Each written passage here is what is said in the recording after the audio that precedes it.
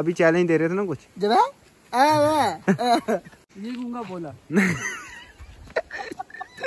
इधर तो सुनो, अभी क्या चैलेंज है इसमें, आप बोलो। मुझे सुनाई नहीं दे, बोल। मुझे दिखाई नहीं दे रहा। तू बोल। मैं तो अंधा हूँ। بحر من آمال شط لجميل الأحلام ليس الدين كما تخشاه ذا ممنوع ذاك حرام فالإسلام جميل حقا هذا ليس هو الإسلام كل أوامره تهدينا وتنادينا للخير ينهانا عن كل طريق। अस्सलाम वालेकुम रहमतुल्लाहि व बरकातुहू। आज है रमज़ान का 5वां दिन और हर दिन की तरह हम आज भी सुबह सुबह वॉक पे आए हुए हैं और अभी हम हैं नालवा में, यानी डोडा के अपोजिट ये पड़ता है और अभी जा रहे हैं हम घर के लिए वापस। तो tata bye bye. Grasshoppers में जो होते हैं मतलब ऐसे सिलेंड्रिकल होंगे तो इनकी जो तो हम अभी तक पढ़ रहे थे। असल में आज हमारा इंटरनल स्टार्ट हो रहे हैं और उसके साथ साथ आज मेरी प्रेजेंटेशन भी कॉलेज में, उसके लिए अभी तैयारी करनी है। और अभी मैंने सुबह मैंने तर्जुमा पढ़ा था और कुरान पढ़ा था, तिलावत की थी, बट अभी तफसीर नहीं पढ़ी है। तो अभी वो भी पढ़नी है। तो टाइम बहुत कम है, 2 घंटे अभी मेरे पास। उन 2 घंटों में ये सारी चीज़ें करनी है मैंने। उसके बाद कॉलेज जाना है। तो अभी करते हैं, पहले मैंने प्रेजेंटेशन तैयार करनी है। आज कॉलेज में प्रेजेंटेशन देनी है मैंने। तो मिलते हैं अब कॉलेज में ही सीधा। हाल दिल किसको सुनाए आपके होते हुए क्यों किसी के दर। मेरा तोसिफ भाई जा रहे हैं। असल में हमें आज इफ्तार की दावत है, तो चलते हैं। दावत सुन्नत है, एक्सेप्ट करना सुन्नत है, तो इसलिए हम जा रहे हैं। ऐसे हम नहीं जाते दावत करने। हाँ, और कोई करेगा तो।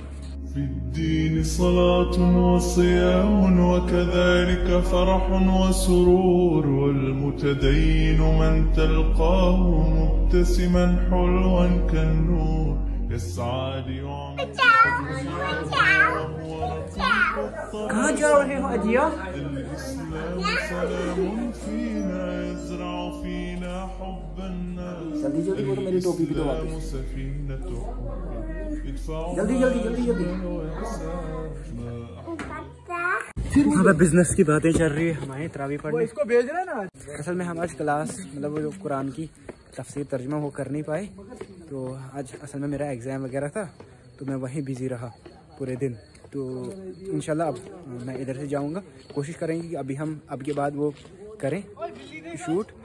तो थोड़ा मसला हुआ था, असल में मैं पूरे दिन थोड़ा बिजी रहा ना, तो इसलिए। अस्सलामुअलैकुम बिल्ली लवर्स।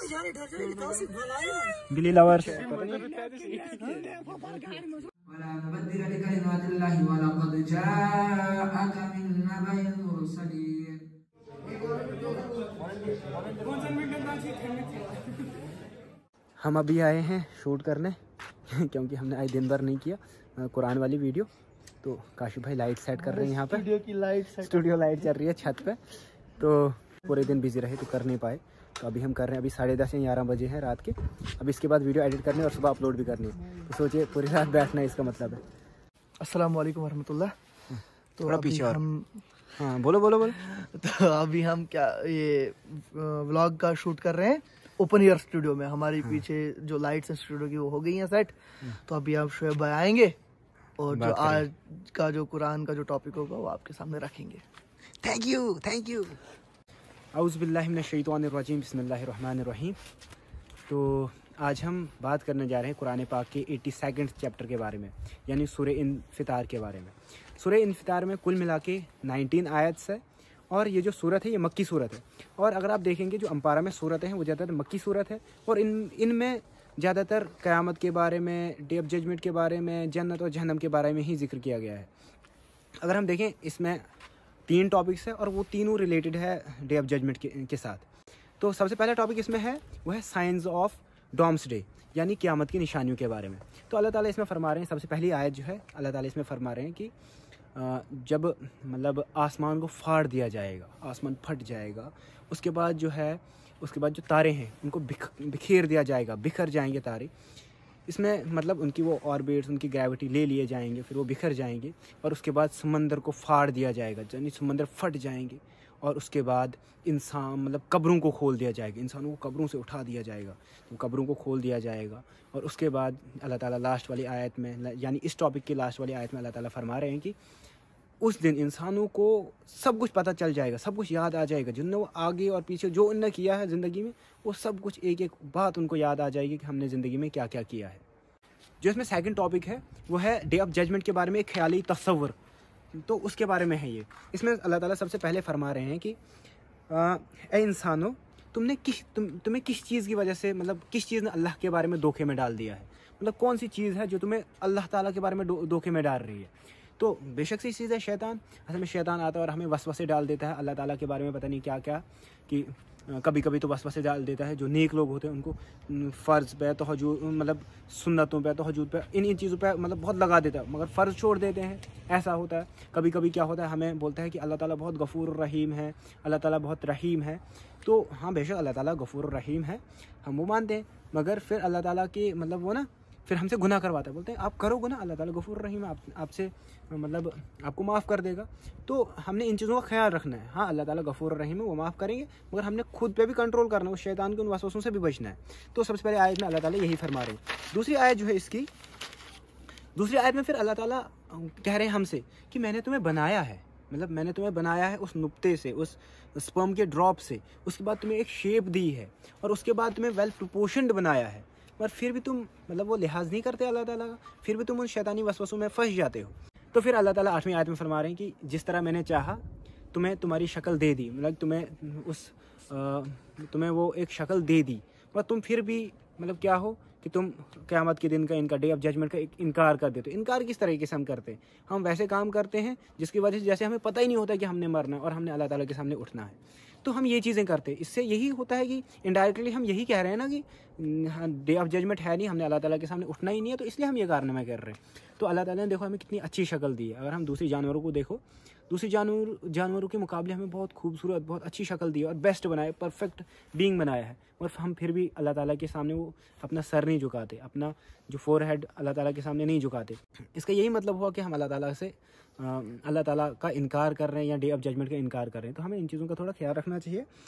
तो उसके बाद अल्लाह ताला आगे फरमा रहे हैं कि हालांकि अल्लाह ताला फिर आगे फरमा रहे हैं, बोलते हैं हालांकि मैंने तुम्हारे साथ 2 कातिब रखे हैं, मतलब कुछ फरिश्ते रखे हैं जो तुम्हारी हर एक एक एक्टिविटी को जांच रहे हैं, हर एक एक एक्टिविटी को देख रहे हैं। मैं तुम्हें फिर भी ख्याल नहीं, तुम्हें वो पता होगा भी कि हमारे एक कंधे पे एक फरिश्ता बैठा, दूसरे कंधे पे दूसरा फरिश्ता बैठा, जो कि हमारी हर एक एक चीज़ को मतलब देख रहे हैं, वो एक एक चीज़ को लिख रहे हैं। वो बहुत नोबल है, वो बहुत अजीम फरिश्ते हैं, बहुत अजीम राइटर्स हैं जो इन चीज़ों को लिख रहे हैं। वो कभी झूठ नहीं लिखते, वो कभी वो चीज़ें नहीं करते, बट फिर भी हम वो पता नहीं किस दुनिया में होते हैं और हम वैसे वैसे काम कर जाते हैं कि वो पूरा मतलब हम जैसे कि हम डे ऑफ जजमेंट के इनकार करते हैं, जैसे कि हमने कभी उठना ही नहीं है क़यामत के दिन।